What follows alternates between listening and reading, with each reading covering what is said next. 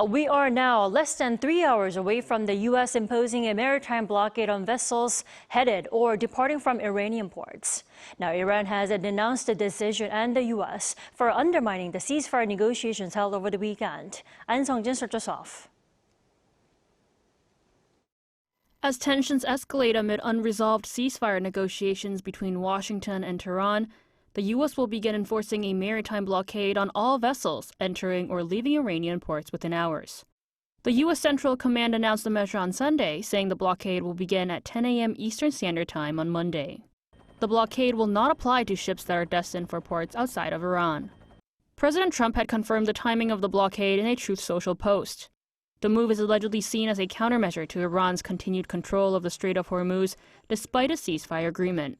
By targeting Iran's maritime trade, especially its oil exports, Washington seeks to increase pressure on Tehran. Iran strongly condemned the decision, with its parliamentary speaker warning that Tehran would respond by fighting back. He also added that the blockade could drive global oil prices higher, inherently affecting American consumers. Iran's foreign minister also denounced the U.S. for undermining negotiations in Islamabad, especially for making excessive demands. Iran's Islamic Revolutionary Guard Corps has also warned that any attempt by the U.S. to enforce a blockade of the Strait of Hormuz will be met with a strong military retaliation.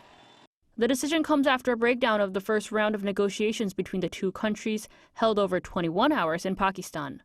Talks reportedly failed over disagreements, including the reopening of the Strait of Hormuz, pushing tensions to their highest level since the ceasefire began.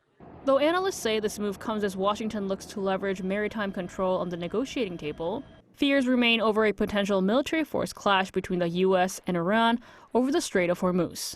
Ahn Sung-jin, Arirang News.